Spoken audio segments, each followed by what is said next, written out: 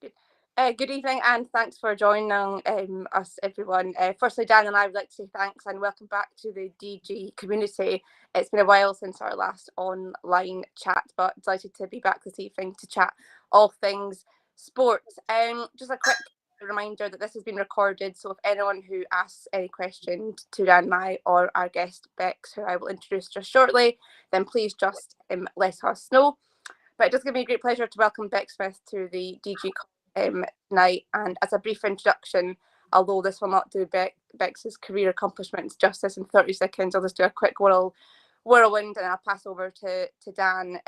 So yeah, Bex is an ex-international footballer who has a fantastic playing career, captained New Zealand at the World Cup and Olympics, and domestically has won the Champions League with VWL Wolfsburg, as well as German League and German Cup champions. After retiring from the game, she transitioned into global executive in sports and business and has had an equally successful career from being the FIFA as competition manager for women's football to becoming the global executive director of the women's game at Copa 90 to setting up her own company, Crux Sport, which consults with some of the world's leading stakeholders in football, including global brands and esports.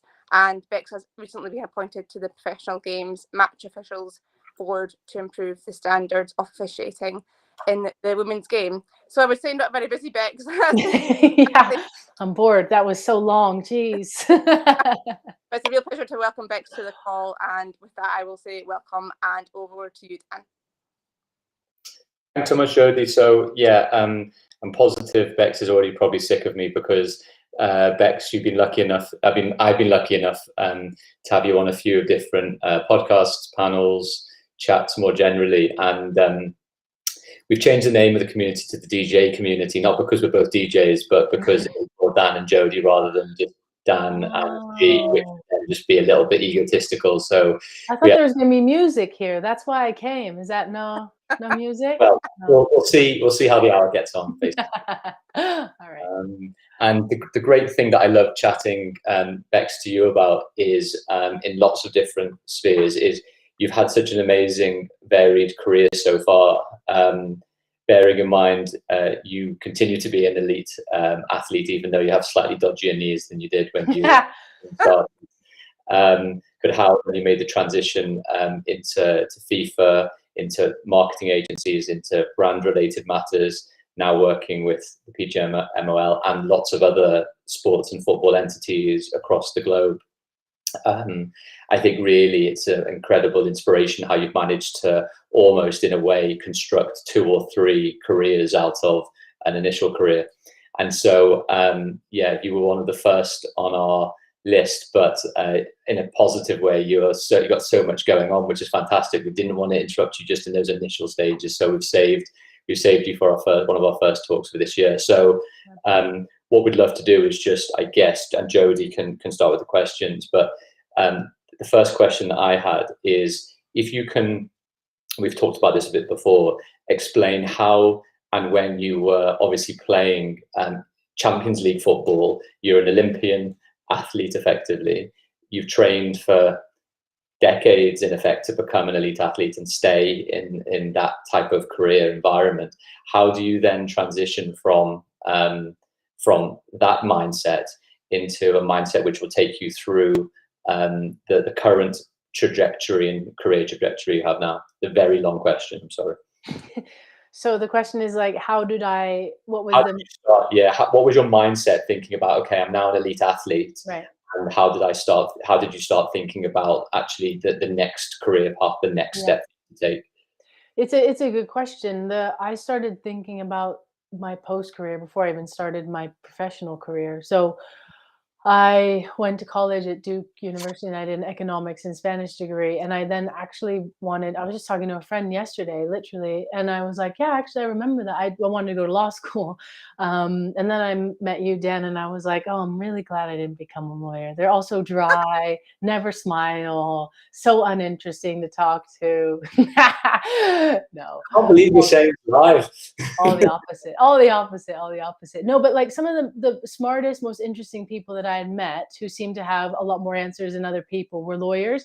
And I like the analytical thinking. You know, there's a problem. How do you take all the information you have and solve, like problem solve, basically? So I really wanted to be a lawyer. So really, I kind of fell into professional football in the sense that I got offered a scholarship to a couple of different sports. I chose football or soccer in America because I liked it.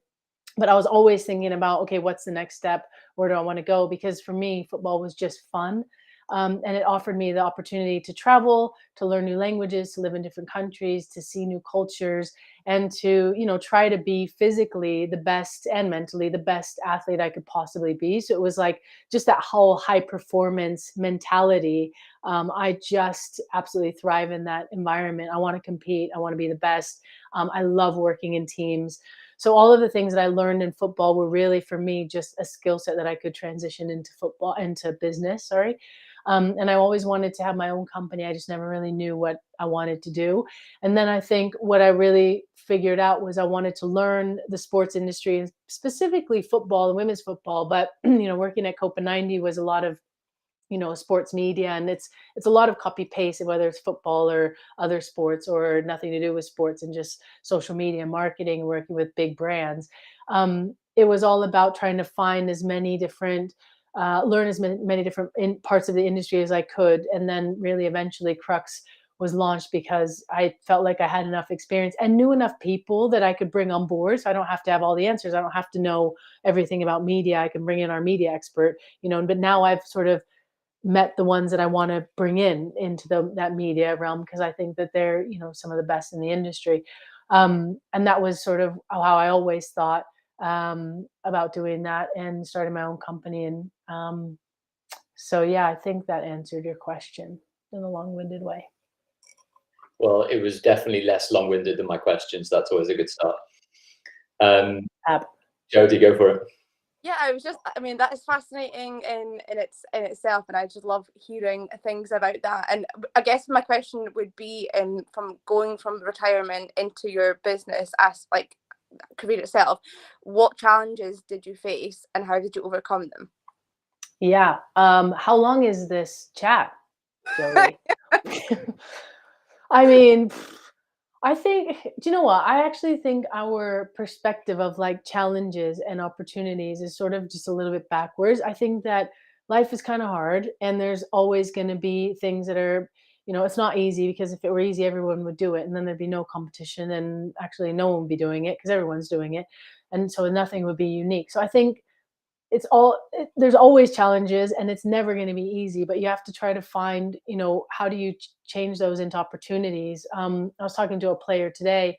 Maybe you might know her, Michaela Moore. She plays for New Zealand. We were chatting, and you might know her because she scored the perfect hat trick in her own goal. Yeah, exactly. So you guys do know of her, which, you know, not very many people know New Zealand footballers globally. And really today we were talking about, okay, how do you make that, you know, rhetoric into something that's really positive? It was really difficult for you to go through, but how do you now use that? You know, people know who you are. They do know who you are. And everybody realizes that you're going to have one bad game. So how do you now flip that and use that? Fame is the wrong word, but that, you know, availability of who you are and the visibility of who you are now to your advantage. You know, how do you laugh about it? How do you use it as you went through like one of the biggest challenges, you know, as a footballer and mentally? How can you now use that as part of your story to, you know, talk to different businesses, or, you know, get into a different area of sports and football, and shift, you know, your mindset into, you're not a victim of someone who had a really bad game on the world's biggest stage. You're actually a really brilliant footballer. And now maybe that's one more level that you have to use to your advantage. So it's all about that, I think. The challenges are literally too long to list. I mean, from, you know, being a minority at FIFA as a woman and a player, because not very many people at FIFA have ever come from the game. They really come from outside of the game. And so to be able to talk about football in the way that I did, not a lot of people really understood that or agreed with it, you know, in terms of requirements or how we treat teams in World Cups. So that was really foreign to me. You know, you think you come to the world's global, you know, governing body, and it's going to be the best. They're going to know the most about football. They know probably the least about football and the most about other things, you know, like politics or, you know, commercial deals or how you operationally run tournaments. So yeah, I think it's less about what are those challenges and how do you overcome them, and more about the mentality and mindset of, I'm going to turn everything I have into an opportunity, and every experience that I go through is a learning experience. It's an opportunity to get better, to, now I've increased to this level, and now I know this many people, and now I've made that mistake, so I'm not going to make it again. Dan and I are going through a contract deal right now where I'm like, oh, I wish I had done that in the beginning. It would have been so much easier. We would have had this contract done 5 months ago. So constant learning, constant learning. I think that's well, and I mean, Dan and that's how I know Dan is basically me knocking on doors and just kind of asking for opportunities and advice and whatever else. And when I started to get into the sports sphere, maybe about 6-7 years ago, when I was at law school, it was almost impossible. Yeah. Kept getting doors slammed in your face. Yeah. And I have and still do. And I guess being in the minority, being a female, everyone thinks I know nothing about sport. Which is frustrating. And I now work in the legal team for a professional body of sport as well, which is amazing. And actually, quarters of our legal team's female, which is fantastic. That's amazing. But I know that's probably come too late. But it's better late than never. But it's something that should have changed, probably a while ago. But yeah, for you, I use the maybe being in the minority when I attended events and conferences. Actually, if people spoke to me, or I spoke to them, had conversations. If I then emailed them or followed up the next day, they probably would remember who I was, because I had a handful of females that were actually there.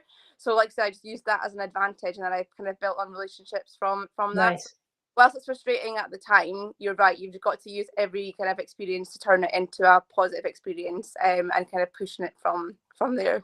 Yeah, well done. That Dan told me about your story, and that, yes. And my only thing that I would say after so many years of like waiting and finding the right opportunity is, thank goodness you didn't get one of those other jobs, because you wouldn't be where you are now, right?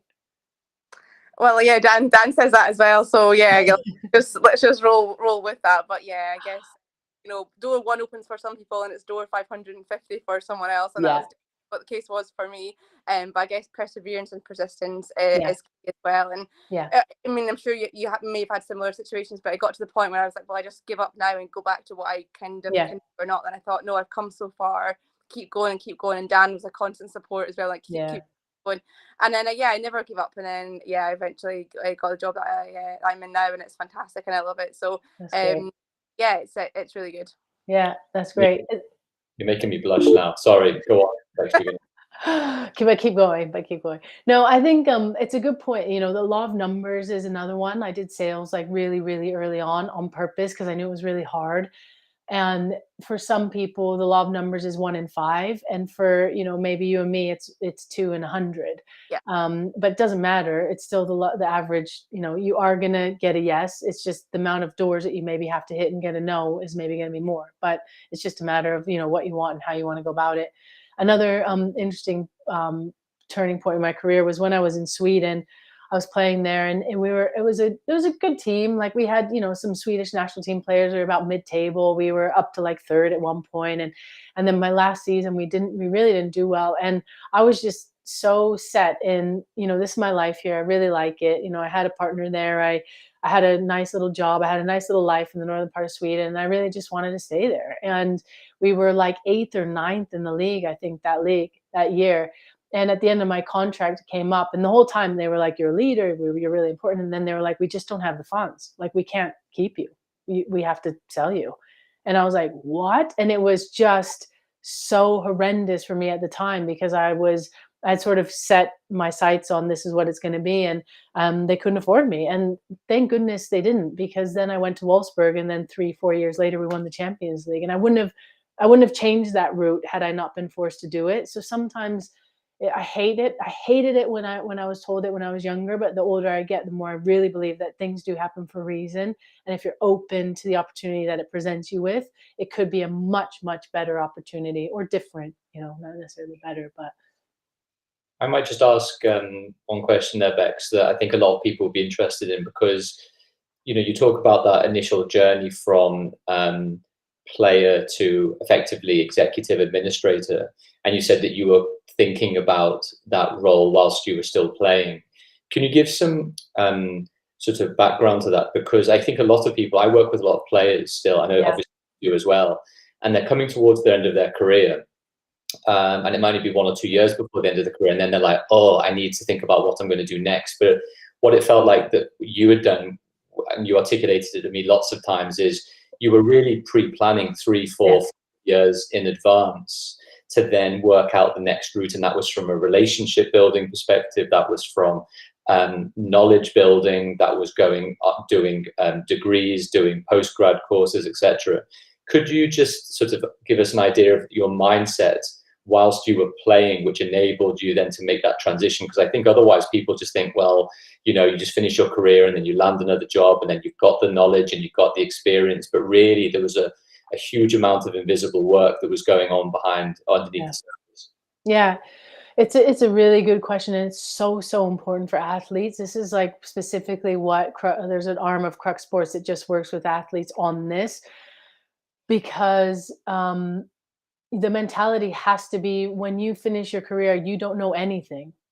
You really are going to go into a whole different scope of, and you may not even stay in sports. You know, you may decide you want to be a physio, or you may want to get a job in a bank, or you may whatever. And even if you have worked part-time during your career, it's still only going to be part-time.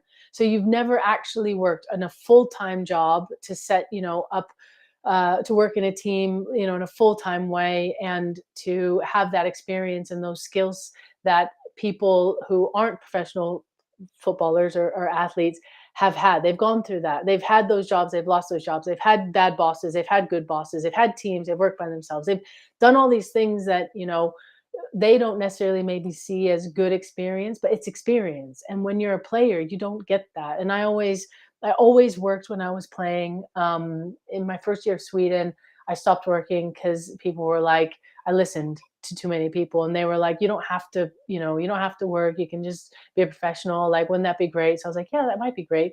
And after like 3 months, I absolutely was the most bored I've ever been, and just so unmotivated in football and life, because my brain wasn't working. I wasn't doing enough. And football was just never enough for me. Um, Even, you know, in the end, when we were doing really well in Wolfsburg and it was a full-time gig, and I was, you know, had a leadership role in that team, or when I was injured and I was, you know, that takes up a lot more of your time than when you're playing, I still needed like a mental outlet. And to work with people and be around people that aren't athletes, I think is so key, Dan. You know that, but if you just work in your bubble of the people that you work with, you really start getting a little bit blindfolded, or you get blinders on, and you start thinking, you know, in that same route. And I think, especially as a lawyer, but in other, you know, industries, and just as a human, you have to be a little bit more creative. You have to think outside the box. You have to have new ideas. And it's so important to spend time with different types of people. Otherwise, you get really, really biased towards, you know, well, I'm fine here. I can act like this if I want to, which is a very, very selfish mindset when you're a pro footballer as well. You know, you don't care about other people as much. You don't feel like you have to respect others because people are, you know, they want your autograph, they want your jersey. You're the one they all look up to. But guess what? When you're done, they don't. It's over. Like, it really is. Even if you're a pundit or you transition into media, you're still in the spotlight. It is a completely different ball game. So I just think you have to look at like your full mental health. You have to look at your full experience and skill set and continue building on that. And you have to be growing as a human being when you're playing sports, you know, not just as a footballer. I think it's really important as well to get comfortable with like the uncomfortable. And Dan and I talk about this all the time. Like, you don't grow if you don't push yourself, push your limits. If you stay in your comfort, you will never, you know, get better at anything in any kind of avenue of life if you don't push yourself. And yeah, you might push yourself and you might fail, but actually taking the step to fail is better than not trying at all. That's so true. But I'm always about, like, if you fail, okay, think about what you can maybe do better the next time. But actually, if you never give it a shot, you will never know.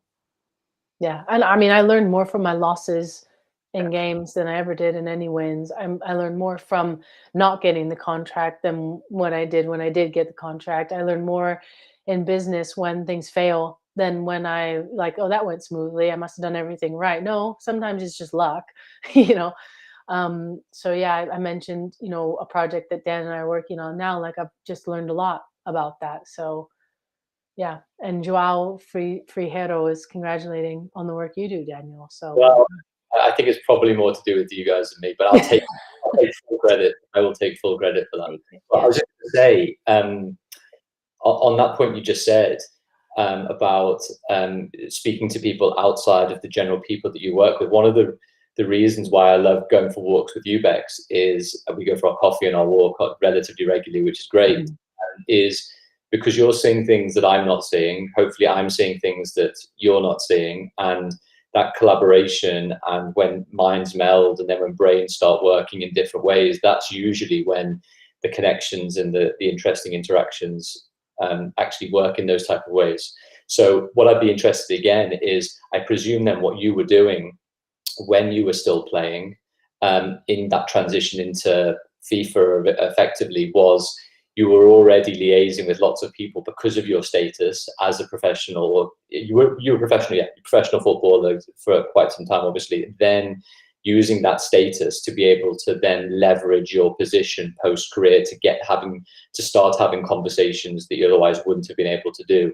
So was that a real deliberate thing that you were doing, which was, right, I'm here, I need to get to here, I need to build this relationship network? So one of the questions that Jodie and I always speak about is, how did you go about building networks, relationships, developing, common interests with people, understanding that that's the way that you can try and leverage your positive skills? How did you, because you're literally one of the most personable people I know. You make everybody feel extremely like welcome, and like they're the most important people in the conversation. There's a real art to that, and it'd be fascinating to know how you've gone about doing that. Well, that's an accident. I don't know what that is. Or my parents, like, from birth, because they're probably the nicest humans on the whole planet. They're definitely way nicer and more personable than me. But I think this topic of like networking comes up a lot, and I love it and I hate it, because I think, you and I go for walks because I genuinely just enjoy the conversation, and I always learn something. I always learn a lot, actually, when I'm, again, back to the lawyer thing, but there are a lot of non-interesting lawyers as well. But yeah, I always learn a lot. And I think it's really about like putting yourself out there and just asking for a coffee, asking for people's time. But also I think there's a lot of, like, I get hit up on LinkedIn quite a lot, and some of the younger people coming into the industry are quite demanding, sort of like, okay, I've been told I need a network, so I need your time and this is what I need. And I'm like, I don't need to give you anything, like. So it is about, understanding that people are busy and you're asking for their time, and really it's, because they're willing to offer something to you. And technically, if they're smart, they're probably going to ask you a bunch of questions too, because they want to know what are young people doing now? What are the trends? What is, this is what I do all the time when I teach. I'm learning as much as I'm teaching in those sessions. I'm asking kids, how do you consume women's football? Do you consume women's football? What do you know? Who are the players? And that all that information is like great information for me, for brands and things like that. But I think, again, I was talking to a friend about this like 3 days ago, and I was like, I think I probably had about 200, 300 coffees in London. And it took me 9 months to find a permanent job, because I was doing a little bit of consulting, back and forth from Switzerland to London. And just some coffees were interesting. Some I was like, I want that job. Some I was like, I have no interest in anything they're doing, but you still learn something because you've learned that you don't. Some people I liked, some people I really didn't like, some people I, admired but didn't like, and so you just learn like all the different ways of communicating. And what's really good about those networking coffees, or when you're introducing yourself, is you get your elevator pitch. So Jodie, what made you different from everyone else? Why would people want to hire you or have a coffee with you? I mean, for me, yes, my particular USPs were I was a professional footballer, but I also got to work at FIFA, and it's a huge brand. So people like that, because I think they thought that I could help them get into FIFA, really. But, couldn't really do that once I had left. But yeah, I think it helps you to hone into those, like, who are you and how do you explain who you are, and what do you want? So I think that was like some of the beneficial parts of networking. But nowadays I just spend time and talk to people that I like or admire.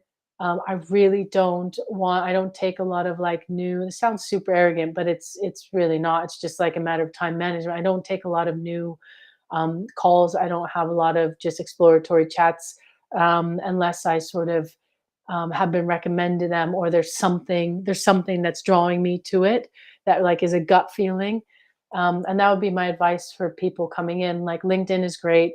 Ask those people, can they maybe introduce you to one or two people? Dan, you're the best at that. You're constantly introducing people to different people, and from there different things happen. And maybe it takes, meeting the third person down that chain to actually have something happen. But or maybe it comes back to you in 5 years. I just met up with a guy that I was talking to when I first moved to London in 2018. So it was 4 years we hadn't seen each other, and now we're going to be probably working together as well. So you just never know. It's all about keeping an open mind. And in German, they say, man sieht sich immer zweimal im Leben, which means you always see each other 2 times in life, meaning never be an asshole, because it will come back to bite you in the ass.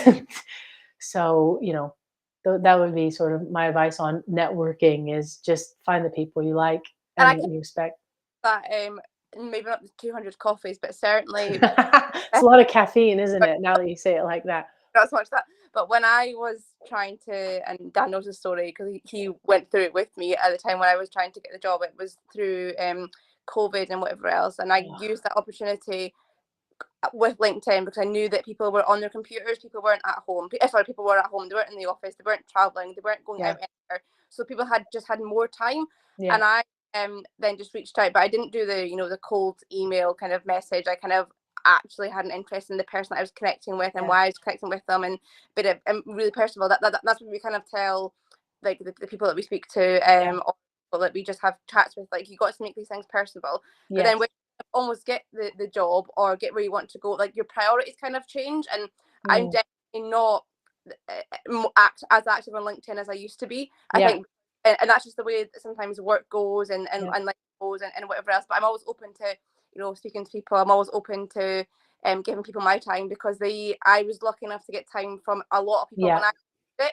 So although I'm definitely a junior and not as experienced as both of you in your respective fields, I will always give someone time who asks me for time, because I always got it usually when I asked. So I feel like I've got to give something back, and I'm really grateful for it at the time, whether it's half an hour, whether it's a walk, whether it's a coffee, whether it's something. It's I'll just even a response to an email. I used to send, I probably do too, send loads of emails and just get no response to anybody. And then when you go reply, you're like, oh my goodness, someone's actually taken the time to reply. And it's like, and that weird feeling where you're like, oh yeah, maybe I can give this a go, maybe I will give it a go. And that's kind of what happened, and almost what kept me going when you got these coffee calls or you got these virtual calls. And then just kept pushing and pushing and pushing, and then I do think, as you said, everything happens for a reason, and that's where I kind of got to today. But it's fascinating that we've done similar things, but probably years apart. But it still works. Yeah, and it's a really good point about giving time back to those when you've had that experience as well. And another thing that just popped in my head as you were talking is I teach some students, and I always say to them, like, hit me up on LinkedIn, follow whatever. If you have any questions, whatever, obviously ask. And I had 2 students recently that I was teaching, and they were just so proactive. They wanted to do an extra project. So outside of their sports business, they were like, we really want to work on, I was working on the Arnold Clark Cup with Pitch International. And they said, we really want to get involved in this. Like, we'll do it for free. We just want to understand how you're doing things. How are you looking at the commercial partnerships? How are you looking at the marketing plan? Like, how are ways that we can do it? And I was like, well, we do need, creative ideas and people to look at these 2 areas. And so I just wrote up a brief, sent it over. And then some of the stuff that they gave back was incredible. And it was just because they were super proactive and wanted to get involved and just said they did. And a lot of times, a lot of businesses are looking for, this is going to sound terrible, but like free work. They want like students to come to them and ask, how can I get involved? And it does take time, because you have to write briefs, you have to check up on their work, you have to, speak to them. But often, younger sort of students or younger people in the industry have a totally different mentality or viewpoint or perspective on what fans and audiences want in particular, in terms of like creative ideas or media or content. So I do think it's worthwhile always sort of hitting up people and saying, look, I really want to get involved. How can I do it? Because now those 2 students, I'm going to introduce them. They're going to come down from Liverpool because they were at LJMU Liverpool John Moores University. They're going to come down. I'm going to introduce them to Pitch International. We're going to have a whole day of brainstorming, and who knows, like genuinely, who knows what could happen from that. But it's just a great experience for them on their CV to be able to talk about when they're doing interviews, and then we did this, and we helped create the marketing plan for this brand new tournament, and it was with 4 of the top teams in the world. Like, that experience is just really, really valuable. So sometimes you want to get paid and you want to get a job, but if you're not, and you do have the time and you do have a real interest, put it out there, get involved. Yeah, if I can maybe add one bit there, and actually Paul, who I know quite well from a few companies he's been with previously and currently, he said proactivity plus experience equals reward. And I really actually like, I mean, I'm not very good at maths, but I think that probably sounds about right. The reason why I said that was because a lot of the time when we've spoken about the book that I'm writing, Bex and Jodie, that is one of my big chapters is all to do with how to get the other person to say yes. And you've encapsulated that perfectly, which is, I think, a lot of the time, and I'll reiterate this to the hilt, too many people write generic correspondence saying you have work experience, whereas I think unless you know what to ask for, it's difficult to know. So the thing that I'm very keen on trying to articulate to people is exactly as you said, Bex, is you want to work with Bex, or you want to work with Jodie, or you want to work with me. Don't ask for the thing that is very difficult for us to do, which is, go through HR, have to get people in, sign all these agreements, do what everybody else needs to do. Find out the best way to get to yes. And those 2 students, proactive students, the best way for them to get for you to say yes was to say, let us help you do whatever you need help with. And here are a few suggestions of what actually might be of help. And if there's anything else, then fine. So I think, but what that takes is, in my view, an awful lot of time to think from the other person's perspective. You have to really get in the brain of the other person and say, if I was Bex and I'm doing this, helping with this particular tournament, or I'm helping with a marketing campaign for a brand, what is the easiest way for her to say yes to get me to help her? And I think once everyone gets beyond that point and stops sending generic emails, I think the one issue is, to a degree, is that everybody otherwise gets drowned out in their sort of anonymous noise, because everybody can communicate with everyone. Everyone can send an email, everyone can send a LinkedIn message, whatever else it might be. So a very long-winded way of saying, no, it's true. I think that's totally right. It's really, really good. I'm just going to open my door because my dog is scratching. Sorry. Don't worry. What live streaming is all about. Okay, there we go. Sorry. Otherwise, she's just going to keep scratching. So Don't worry. Nobody fell over either. Don't worry about it. The next question I had, if that's all right, and you please tell me when you need to head off, because we can maybe keep it to 45 minutes, we can keep it slightly longer, whatever works for you, Bex, at all, is you used a phrase that I've actually used in the book, actually, that I really like, which is one of my favorite phrases. You almost touched on it a little bit before, but then didn't articulate it as much, which was, you've used the phrase, happy is hard. And you used it to me a couple of times, and it took me probably about 3 or 4 months to work out actually what it meant, because it wasn't a phrase I actually hear very often. It's almost like, if you're happy, it's because things have worked out well, but hard takes a lot of effort and dedication and time and all the rest of it, which suggests you're coming up with a deliberate plan to maximize your ability to be able to do things well, which in turn creates greater fulfillment. That was almost the way that I saw it. How then, if it's not too cryptic, do you become happy, or become happier in your life, in your work, in your career, if what you've got to do takes a lot of time, effort, process, and the rest? Yeah. Yeah. Well, good. I'm glad you remembered I said that. I think it's sort of twofold. I think one is, I think, like I said, life is it's challenging, right? It's like, it's hard. So I think that the number one thing that I think that has helped me, and also being a professional athlete really like hones in on, and this is what's like calls out the week, is the work ethic and the dedication. And you constantly have to work at balancing your work and life. That's an obvious one, but I think when you're younger, you really have to take a lot of leaps and do a lot of hard work and a lot of grunt work. And that goes from, when you're a freshman and you first come into college, you have to carry all the balls and you have to carry all the cones. You have to pick up all the cones and grab all the balls at the end and put them in the bags. And by the time you get to be a senior, you've earned the right not to have to do that. I don't necessarily agree with that. When I was a senior, I sort of changed it and I was like, we're picking up the balls because we're a team. But I do think that there are certain things that, you do have to go through in those first years and work really hard at it. But I'm constantly working, on different things. And I also enjoy my life as well. If I decide if I don't want to work on a Thursday, I just don't work on a Thursday. But I also, worked all Sunday last week, and everyone is celebrating the Jubilee, and I'm going to a medical conference this weekend. But I think it's fun, and I think that's the key, is finding things that you're passionate about, you really like, and the type of people that you like.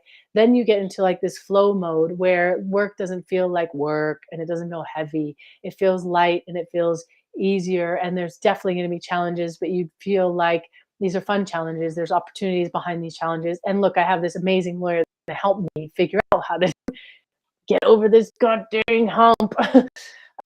So I think it's, finding the right people, finding the right projects, following your passion, getting into that flow mode. But it does take some years and some time sometimes to figure out what that is. What are you passionate about?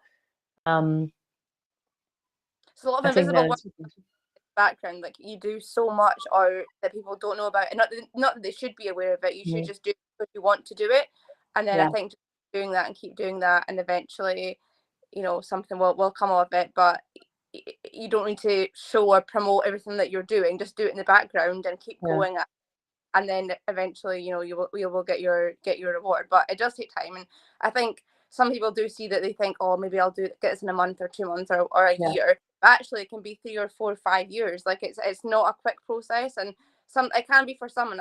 I wouldn't know that. I don't know if that's lucky or it just happened to the opportunities at the right time for them. Potentially a bit of both, but I just think you've got to focus on your own journey and don't try and compare your journey to somebody else's, because everyone's journey is different. But that doesn't mean to say that your one's wrong or you won't get to where you're going to want to get to. You just have to keep. Yep. Definitely. Yeah. Bex, if I can say one thing as well on there, which I think reiterates Jodie's point really well, quite well, is someone said the phrase to me. It's all about. Someone said the phrase to me. It's impossible to look past the opportunity that hasn't happened. Yeah, I really liked, which again I think back to your point, Bex, which was, although that you're more established in the industry now, and you're less likely to take completely random meetings or whatever else it might be. At the same time, the thing that I always really enjoy is probably usually from meeting people through introductions, like you said, is seeing what happens based on those conversations. And that's, I find, the really fun part, is just like when I chat to Jodie or yourself or others, there's always 3 or 4 things that comes out of the conversation I note down afterwards and say, oh, I need to do that, or I need to speak to this person, or I haven't really given this thought, or they're going to introduce me to whoever else it might be. And the thing I really like about that is, everybody, I think, thinks in linear paths, like I thing, and it's going to get me to here. But actually opening yourself up for quite a lot of opportunities, it's almost like those tree branches, and each particular route of a branch could potentially take you in all of those directions. So I wondered whether you had, without putting you on the spot again, any thoughts on that idea of opportunities, creating opportunities, because like you said, it sounded like you had plenty of coffees, although some weren't brilliant. There were that led to so many of these things. And I think the thing that people don't say is, everybody always says bit lucky, bit place at right time, whatever else it might be. But I genuinely think if people really tracked their careers and the opportunities that happened, they could bring it back to one path in the beginning that opened up to 75 different opportunities, and that sort of path and trajectory happened over that period. So again, a very long-winded way of asking a question, which was, I presume you probably knew where you wanted to get to, as most people do. And it seems like actually what you were doing was preparing the ground for that journey. But I think it can go in so many different directions, and you hope you're going in that positive trajectory. Yep. No, lots of things. Like, one is what Jack said. Hey, Jack, about building the invisible and keep working in the background. The words will come, which is what you said, Jody. You know, keep making that run. You know, I'm going to make that run, even though they may not see it and they may not play that ball, but it's a great run, and you have to sort of like take a punt and do it. But I think you also mentioned luck, and I think that's where, what do they say? It's where preparation meets opportunity, and then that's where, like, nothing is luck. You've laid all this groundwork. You've met 1,000 different people. You've taken little pieces of information in every conversation, everything you've read, and it sort of fits into this puzzle. And then at some point, some things just fall into place. But it's not because it's luck. It's because you have built all of these different, you know, pieces of information from meetings, from, you know, content you've watched, from the news that you've read, all those different things. And then the second thing is, you know, in terms of not promoting yourself that much, like, I literally have been in my own company now for almost 2 years, and I've just finished my logo and branding, and I'm just building the website. And it's like, yes, I don't promote. I do try to, you know, get out there and say some of the cool things, but I also like hate the self-promotion stuff. I think word of mouth is one of the strongest ways of networking. So to Dan's point, every single person Dan introduces me to, I grab that, you know, with two hands, because I value the quality of the type of people that Dan works with and talks to. And that's what I mean about, now you have like a little bit more of a filter. When I was starting out, there's no filter. You just want all the information from all the people. But yeah, it's also about like that self-promotion and trying to, you know, make yourself a little bit more visible. I think there's different ways that you can do that. And I don't think that everybody has to write on LinkedIn, so proud and honored to be picked for blah, blah, blah. Or, you know, we've been working on this and I'm so proud to announce blah, blah, blah. Like, I just don't personally like that. It doesn't vibe with me. So I would probably go less with an agency that does something like that, or work with people that do that less than the ones that I would, where you see, like, I don't know, a report that they've written or someone else talking about them. So yeah, so I don't think there's a standard way of having to self-promote yourself, or even having to self-promote yourself. I think you do the work, and, you know, there's different ways of talking about the great things that you've done without sounding like a typical American. Am I allowed to say that? We're before the watershed, but I think we're okay. I've just worked hard to show all these different quotes. Nice one. Those are good. Tech wizard. I like technology, Dan. I am not any good at doing any sort of technology, so you do all that. That's yeah. Rebecca, sorry, Bex. One of the other things Dan and I always ask our guests as well is we always talk about daily habits or work habits that you may or may not do. Is there any that you could share, or that you have started to do due to work, or just daily habits in general? Yeah, I always try. This is a terrible example because I was late today, but I always try to be on time. I think it's completely okay. Like, you're a busy person, which means you're allowed to do these things. Yes, but see that everyone's saying like, oh, I'm so busy, I'm late for this. Like, I just think there's a respect element to being on time, because yes, I'm busy, but so are you, and so are you, Jody. You know, like. And I think by showing up and being on time, it shows that you're organized, that you've planned properly, and that you respect the other person's time. And I think that is like such a small thing. But yeah, a lot of people, and especially like busy people at the top, they don't do it. And I just really don't respect it. So I don't think there's an excuse for being late, including me today. So apologies for that. And then in terms of just like habits, I really try to plan my schedule like quite meticulously, in terms of, I want time to go to Pilates. It's important for me. You know, my physical health is totally linked to my mental health. And if I don't feel good, I am not going to be bringing the best of me into any project I'm working on or any people that I'm speaking to. So for me, like that self-care is so, so important. You know, I take the right vitamins at a certain time. I try to eat healthy. I try not to drink too much. I try not to do too much caffeine. You know, and other people have different ways of dealing with things. Some like to go out on a every Friday night and or Thursday night and have a good old piss up and hang out with their friends. Great. That works for different people. So I think finding the things that make you happy and like sticking to them no matter how busy you get is so important. I can't tell you how many people when they get like big projects or they have a lot going on, they're like, I've gained 4 kilos and I don't feel good. And you're not bringing the best to that project if you're doing that, in my opinion. I always try to stick to my playing weight. That's now gone up, but I'm working on getting it back down. But that was one of the things that I always tried to stick to because I felt good, at that weight.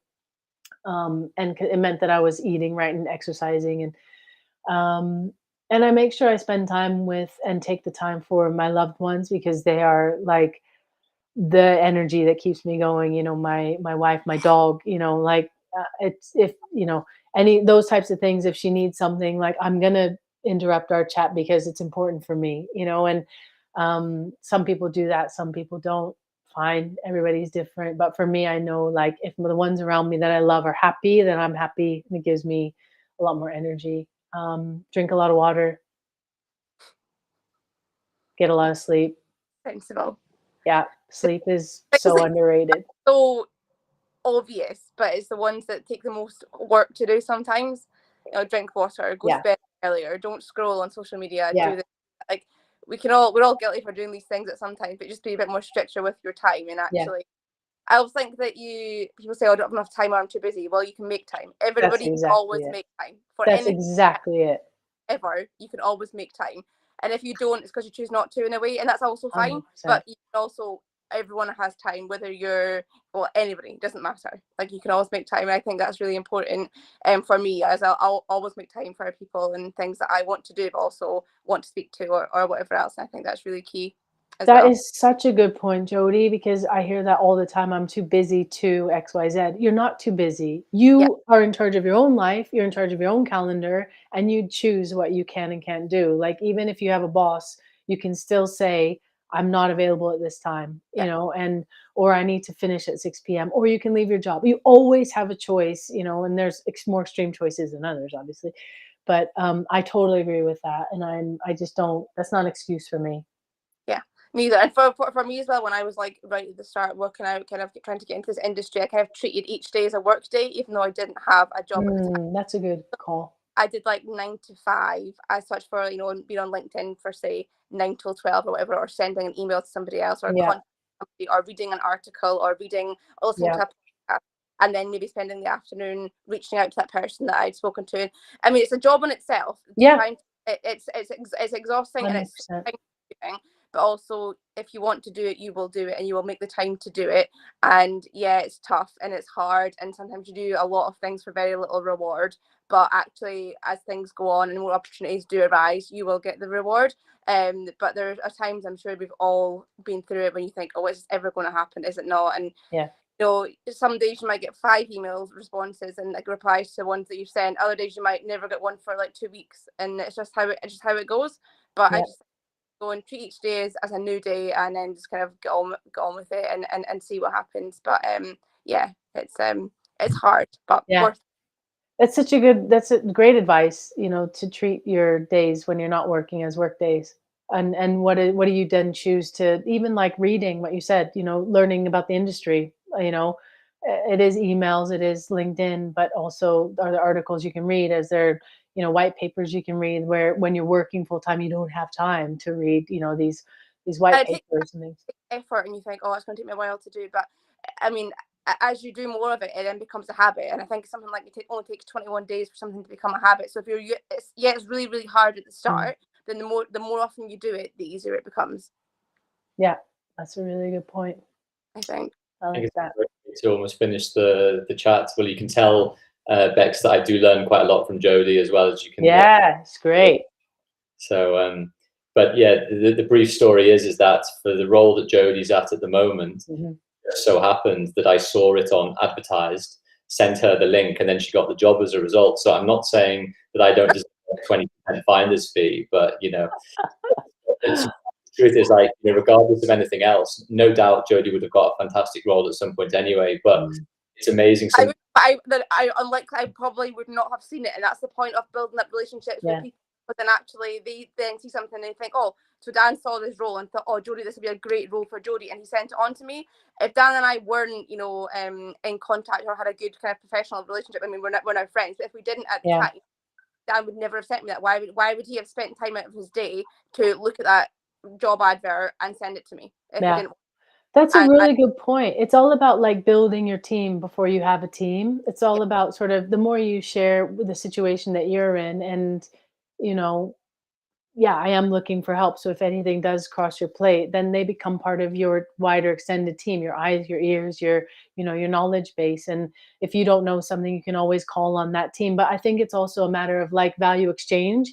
How can I help Dan, because he's helped me so much in my career, making sure that it feels like a balanced relationship, because that's when things can get out of whack. If you're coming into the industry and you're just asking for things all the time, you have to either give back at some point or offer to do some work for free or whatever it is, but there has to be a value exchange. And I think that's like the fundamentals of business is value exchange, whether it's money for time or money for knowledge or time for time, or I have this skill set, you have this skill set, you're a photographer, I'm a hairdresser, I'll do your portraits, you do my hair, whatever it is. Like if you fundamentally understand the value exchange model, then I think that like those two students did to me, I really want to get involved. How can we help? Okay, it takes me not that long to say, here's 2 points that I think you can do.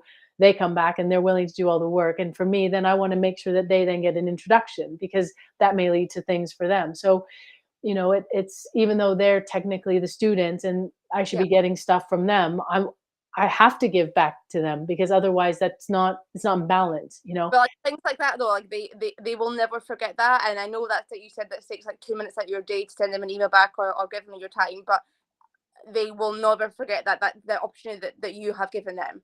And I know it seems something like oh, I just get helping out 2 people, but genuinely to them it'll feel like the world. Oh, this is amazing. This person's given me a great opportunity to do this, and because of this, X, Y, and Z may happen. And that's amazing in itself. And I've experienced something similar, and it's just really it's not overwhelming, but it's really, you're just so grateful when someone does give you the opportunity to do something, and it might feel so small to them, but it's massive to the other person who's receiving the opportunity, and they never forget it. Yeah, and that's great. But equally, like they gave me really great value. The stuff that they did was fantastic. It was good quality work. So, at the end of the day, do I like them or not? Am I helping them or not? Yes, probably both.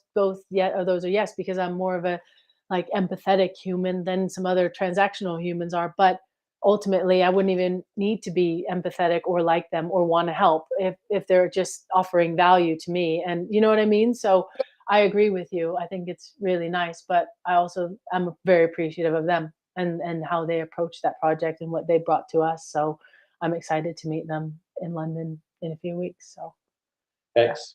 Yeah. Fantastic. Are we done? Do we have to stop? This is fun. We can keep, honestly. I know, I can chat for fantastic. Fantastic. And so what we're going to do after this is put a podcast up of the chat we've had, if it's okay with you. Yeah. We do a YouTube as well, and then we can post some little quotes and different things of the words of great wisdom that you have provided for us over the hour or so. Okay, good. Yeah, right. That's been a really conversation. It's always really insightful I think you are the first professional athlete I think we've had on, Dan. Is that correct? Well, if you don't count myself, then yes, that would be fair. Well, yeah, I mean, true. But it's really That's rough. Like the mindset and the change from playing at elite level to then moving into business, still in the sports industry as well. It's just fascinating. I just love hearing about everyone's like stories and journeys to get to where they are, because everyone's unique and everyone's got their own story to tell, and everyone deserves to be heard as well. So it's really good. It's just a great opportunity for us to hear about I guess journeys into the various fields of sport.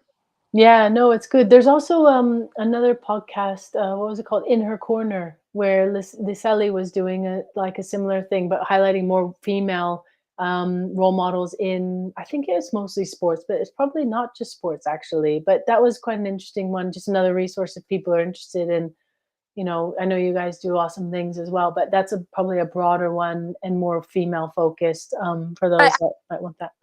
And I mean, we can take this offline because I'm really interested in your views of obviously the women's game as it's moved from like 2000 and whatever 10 to now. I mean, I'm a massive advocate of women's sport. I mean, I played when I was younger, but never at a national level. But I absolutely love everything about the visibility that the women's football is getting now. I'm a Spurs fan, which is okay. Dan Rowsey for that all the time. But it's yeah, I'm sure we can take this offline. But you're right. I think Dan did set up this podcast in a way because when I was looking for things to read or things to listen to, I realized that actually there was hardly anybody in the community doing this stuff, and I didn't have the experience necessarily, and Dan did, and he was like, well, why don't we just go together and see kind of what happens? And I was like, yeah, let's just roll with it and see what happens. And it has been a really good experience for me, and I'm sure Dan as well, but it's been really, really good. That's great. Well, this is great. I think it's amazing to help other people and to tell those stories. So well done, guys. And Jody, well done too for you sticking with it and getting your quote unquote dream job, which I'm sure you'll be moving on at some point and doing amazing things. So well done. Thank you. And congratulations on you too, though, with all your things that you've done in the past and will continue to do in the future as well. I'm excited to follow your journey. But we can take there's plenty of things I definitely sure, of course. Ask you about. But it's been a really enjoyable chat. So thank you so much for giving up your time and coming on to do this. It's been fantastic. My pleasure. Thank you, guys. Good luck. See you later. Thank you. Bye.